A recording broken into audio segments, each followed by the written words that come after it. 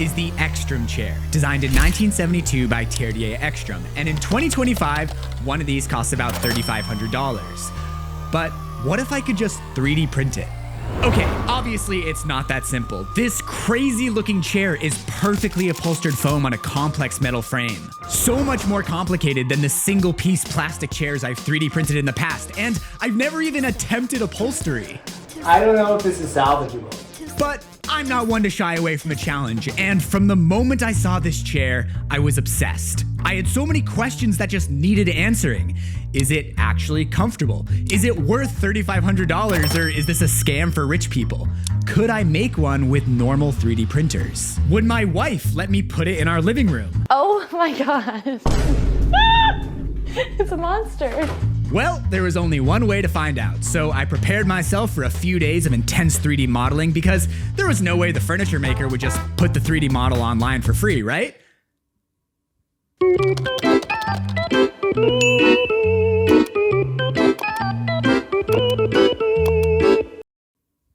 Oh.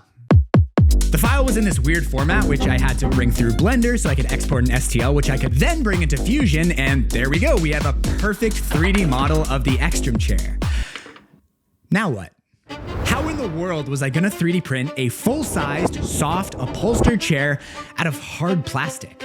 To solve that problem, we need to go back in time 6 months, back to when I was trying to figure out how I could make the Bertoni chair. I don't know what it was about the 70s, but people were designing some wild chairs. The Bertoni chair is made entirely from foam, and like the Ekstrom chair, I actually found a 3D model online. I printed a miniature chair in TPU, which is a rubber-like material, and this looked incredible. It's nice and flexible, but the real chair is a little too big for my printers, so I thought, what if I could 3D print molds so I could cast the chair in pieces out of foam rubber? In fact, this doesn't look too different from how they make the real chair, so I headed over to Coast Fiber Tech, this awesome special effects shop here in Vancouver, where I picked up some casting foam. It took about a week of experimenting with different densities and learning how to properly design a mold. Oh my god. Oh my god.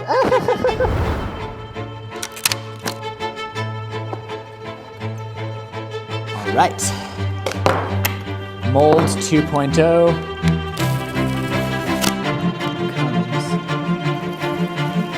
Right out. Oh yeah. Oh, haha. And at the end of it, it seemed like this would work for making the Bertoni chair, but I couldn't figure out the coding, and actually making a real chair at full scale was gonna take an intimidating amount of plastic and foam. So I put that project aside, but sometimes experiments pay off in unexpected ways. And a few months later, I realized that this was actually the perfect way to make the Ekstrom chair, except I needed to cast the foam around a rigid skeleton.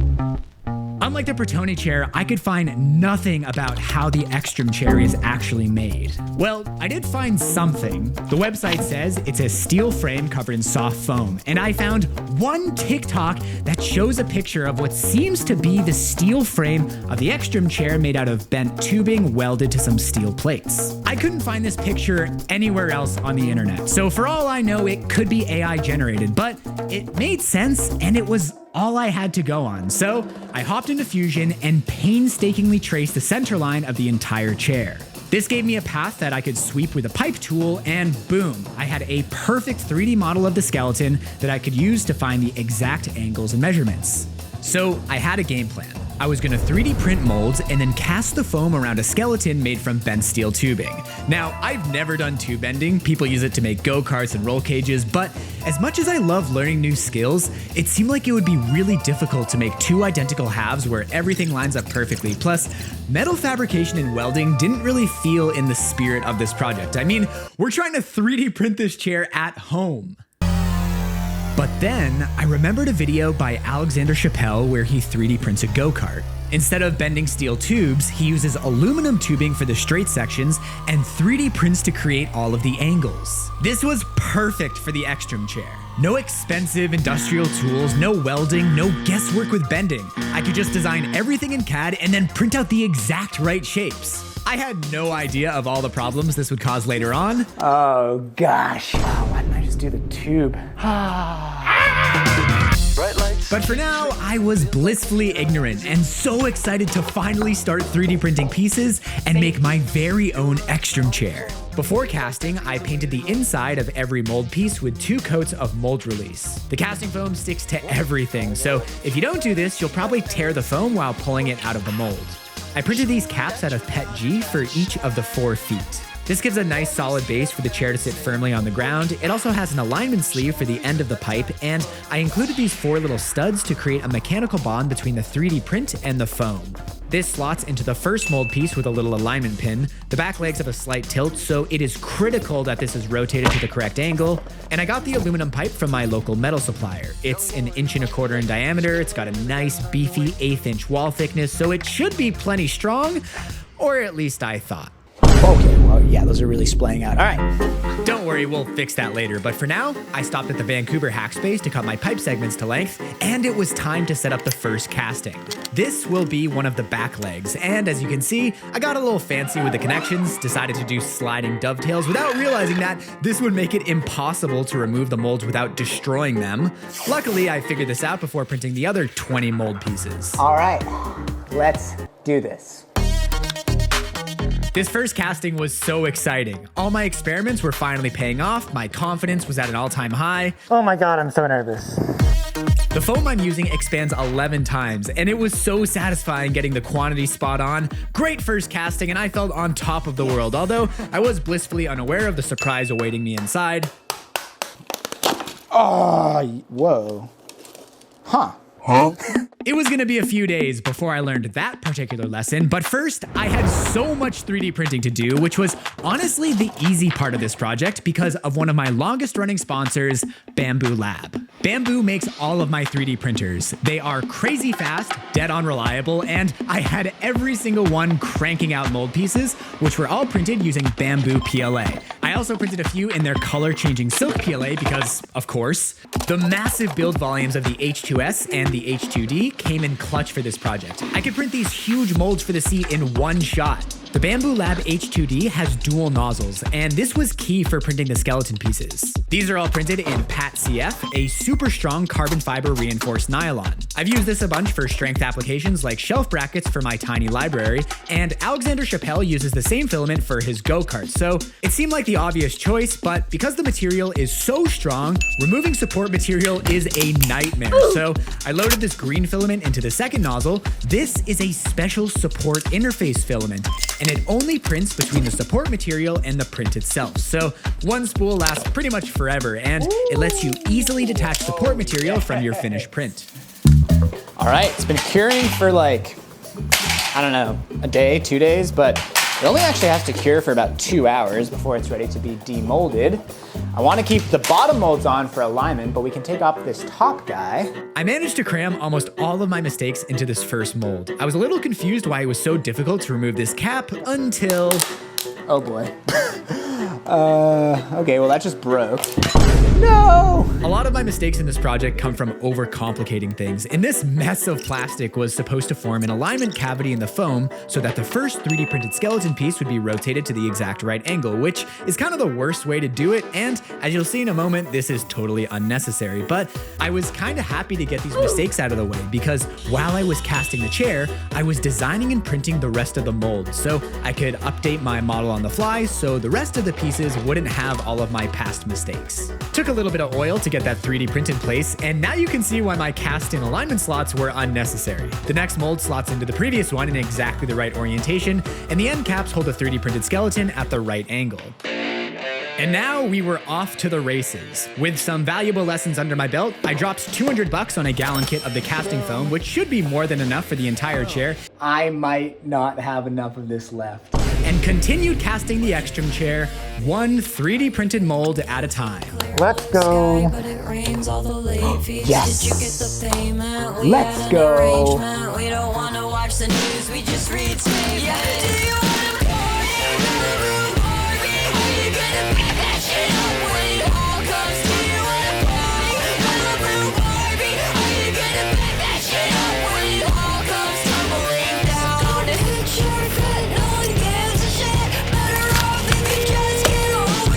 Okay, this is going to be the first time we're gonna see our molded foam.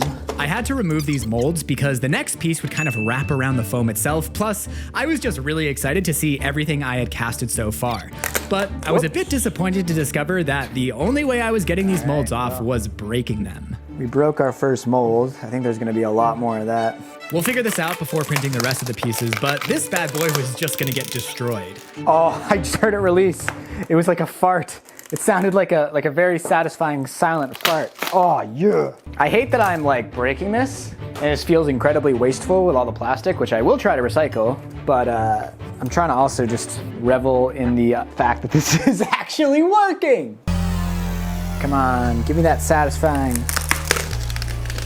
There we go, there we go. Come on, baby. Oh, yes. I was worried it would be like too squishy, but I think it's gonna hold up really nicely. Oh! Unfortunately, the rest of the leg wouldn't be nearly as satisfying to demold because, as you already know, dovetails don't really like being pulled apart. But when I finally got the first piece off, I discovered an exciting new problem. Huh. Interesting. This one is like puckered inwards for some reason. I don't know what's happening there. In the moment, I had all sorts of theories about why this happened. Most of them were wrong. I think the real problem was I poured these bottom sections using foam that I opened 6 months ago, and it says very clearly on the bottle that this stuff has a limited shelf life, a warning which I chose to ignore.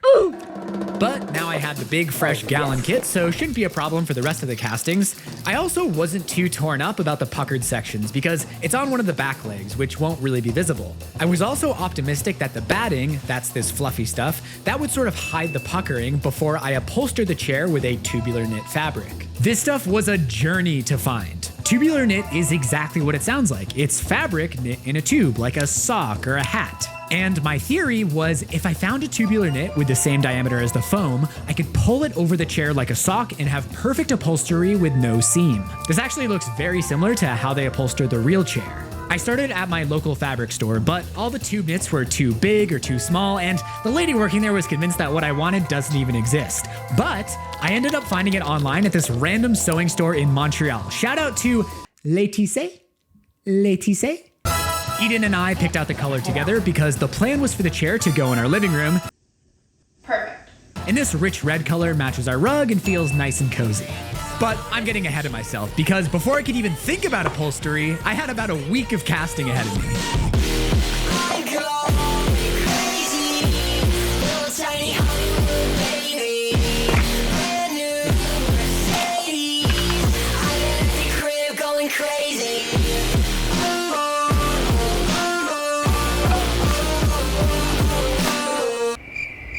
Okay. That is not what we like to see.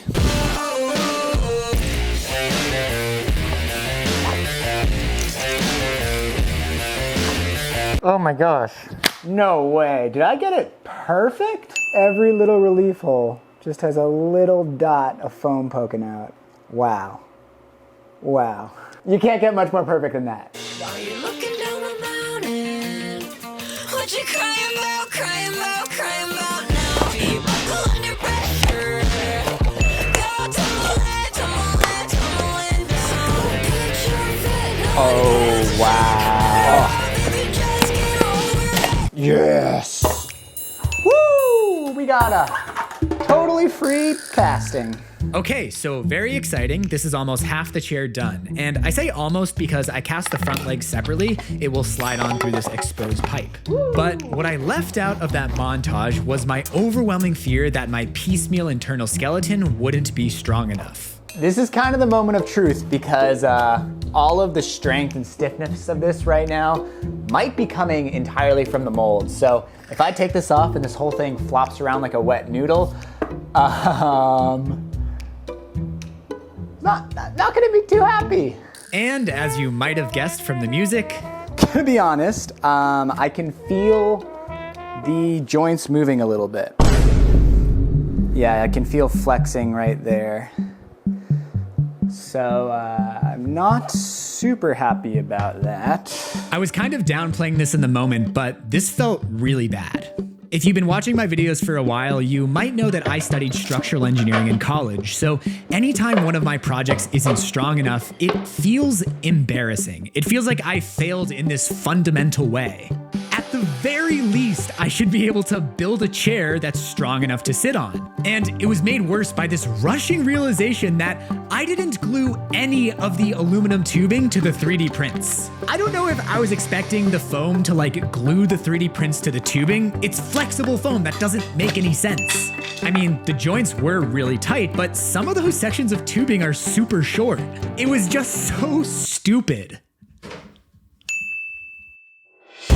But I was determined to learn from my mistakes and successfully build an Extreme chair. So for the second side, I used much longer sections of tubing and glued them all to the 3D prints with construction adhesive. This is just polyurethane glue, seems like a good fit because this is urethane foam. And hopefully this would stiffen up the second side enough that when I attach the two sides together, the strong one would kind of shore up the weak one. We've only done a small part of the second side, but already this feels so much more structurally sound than the first side. But if this doesn't strengthen the chair and the project's a complete failure, I'll just listen to my mom's advice and Just don't put it near the top of the stairs.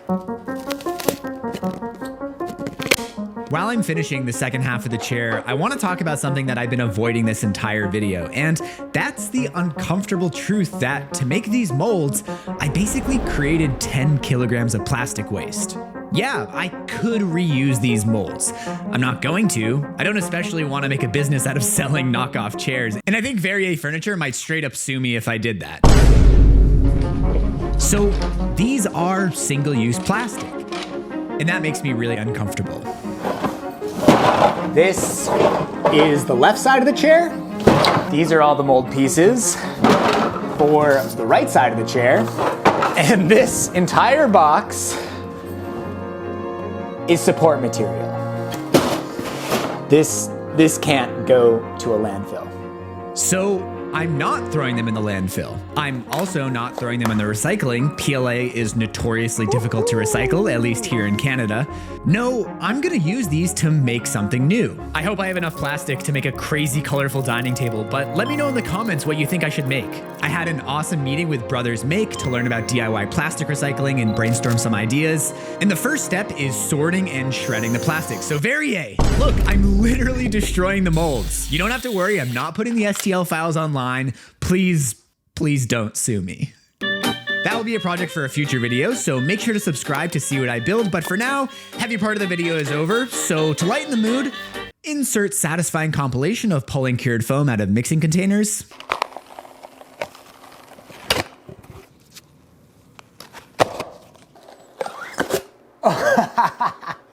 And it's perfectly clean. All right, back to the chair. So now we have both halves built and I need to put them together. The production Extreme chair seems to use steel plates that have some sort of hinge joint, at least according to this sketchy TikTok, but I'm using 4 aluminum tubes glued in place. But unfortunately, when I got to the third pipe, Oh my God. I mid glue up and I just ran out of PL glue. I hope I have more in the basement. I did not have more in the basement, so I tried to cut open the tube and scrape out the dregs, but it was fully empty. God. So I ran to Home Depot as fast as I could, hoping that the PL glue, which I had already applied, wouldn't cure before I got back. All I can say is it pays to live 5 minutes from a Home Depot. I got the last 2 pipes glued in place, and after weeks of work, it was finally time to put the 2 halves of the chair together. Here we go. This is the first time I've ever tried to align these. Oh, bro, it's perfect. I've actually never seen an Extreme chair in person, so seeing one for the first time, one that I had 3D printed sitting on my workbench, it was pretty incredible. Wow, this is wild. This is the chair. It's the Extreme chair. We actually 3D printed it. But my celebration was short-lived because the moment I tested the stiffness, Oh boy, it's quite flexible. Oh gosh. I really hope this is strong enough to sit on, but it feels really bendy. It feels very honestly, I saw this coming. When I first demolded the second side, I tested its stiffness side by side with the first side. I wanted to see if my glued joints made any difference, and honestly, still bouncy. The second side felt almost the same as the first. The glue made like no difference. And you know what I think I might be feeling is the inherent bounciness of that Pat CF filament. You know, while that stuff is... I tried to downplay the bendy frame, explain it away, and somehow frame it as a good thing. As we like to say in engineering, you want things to bend, not break. So we might be okay. We were most definitely not okay, and I think deep down I knew that. So while I got the chair prepped for upholstery, my gears were turning, running through scenarios and trying to figure out ways I could reinforce the chair without ruining the look. In the meantime, I started attaching batting to the chair with spray adhesive. This will add a little extra cushion between the foam and the tube knit fabric and sort of disguise any little imperfections. Pretty standard stuff in upholstery, but figuring out how to wrap all the elbows and curves was quite the challenge, and I was really happy that I wouldn't have to do this with the fabric. I would just pull it over the whole chair like a long sock, right? So I was just testing the fabric, seeing how it went over the batting, and it's a little tight to get over, but it went over fine. And then I just realized that I'm not gonna be able to get it over this middle section. There's no open end. How did I not realize that until a month into this project? Okay, what just happened? Well, I built the chair with the plan of pulling the upholstery over each of the 4 legs like 4 socks, where they'll all meet at these joints at the seat in the back. All good, right? Wrong. I didn't notice that this middle segment is a closed loop. There's no way to get a tube over that, which makes me think that this picture I saw, this picture which dictated the entire construction method, is wrong. Maybe it's AI, or maybe it's just an early prototype. Knowing what I know now, I think the real chair is made from 6 separate segments which are all upholstered separately using the sock method before they're joined together. I don't know if this is salvageable. I went and took a break because there was no way I was going to be able to think clearly if I didn't. The way I see it, I have 3 options. Number 1, cut the arms so that I can slide the tubular fabric over top. That would compromise the structural integrity of the entire chair, and it's already a little not even sure it's going to work. So I hate that option. Option 2, cut the fabric so that it's no longer a tube, so it's a flat sheet and I can fold it around, and I have to somehow sew it nicely over the whole thing. Or option 3, upholster the chair in a completely different way. I think there's only one right answer. When you decide to let go of the shoulds, how a project should look, how this should be a perfect reproduction of the Ekstrom chair down to the upholstery, when you let go and decide to make something in the way that makes sense to you, This feels good. This feels exciting. things immediately get more fun. The day I spent wrapping the chair in this plush yarn was the most joyful, meditative, peaceful, locked in 8 hours of this entire project. And as much as I love a dance party, the vibe of this day was a little more... Yeah, I was literally listening to dreamy forest music, and it was a vibe. So I thought I'd bring you into what I was experiencing, which for the first time in this project was something that felt creatively mine, not just a reproduction of a famous design. Recreating these iconic chairs is a fun engineering challenge, and these projects really are a love letter to the designers. Terrier Ekstrom designed something beautiful, strange, and extreme. That's the English translation of Ekstrem. Extreme. But copying only gets you so far. Even Andy Warhol put his unique spin on the things he reproduced, and it felt so right to turn away from this unrealistic goal of perfect reproduction and embellish this chair with something that felt just as strange and creature-like as the design itself. I love how the folds of yarn around the elbows look like sagging flesh, but I know some of you will hate this. It does look weird. In fact, my wife might hate this, so I decided to hide this design pivot from Eden until the chair was completely finished. That way, I could get her genuine reaction. But first... Looks are only one part. I have not even tried sitting in this thing once, and I'm about to do my first official sit test. Not feeling too optimistic, because the entire time I've been building this, I can just feel how shaky this thing is. But we gotta test it. All right, here we go. First official sit test in 3, 2, 1. Oh. All right, the legs just scooched out a little bit. Oh, they continue to scooch out. Whew. I really don't want this to break. All right. Okay, well, yeah, those are really splaying out. All right. I didn't realize until watching this footage back just how much the legs were splaying out, but in the moment, that big final slip was impossible to ignore. This was not gonna work as a chair unless I somehow reinforced it. Yeah, it's not great for a chair, but I got a plan. Of course I have a plan, of course. That's why we're not inside. That's why we're still in the workshop. You'll never make it in Hollywood, baby. You'll never make it in Hollywood, baby. You'll never make it in Hollywood, baby. You'll never make it in Hollywood, baby. You'll never make it in Hollywood, baby.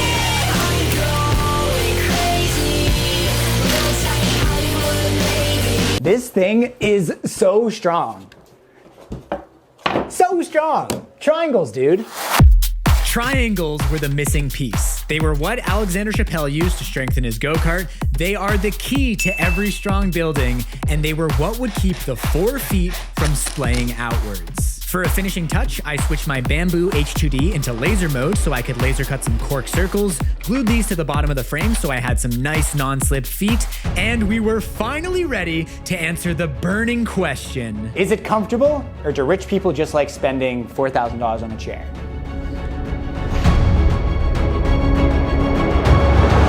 Wait a second. Who cares what I think? Okay, should I look at it? Yeah, you go for it. Oh my god. It's a monster.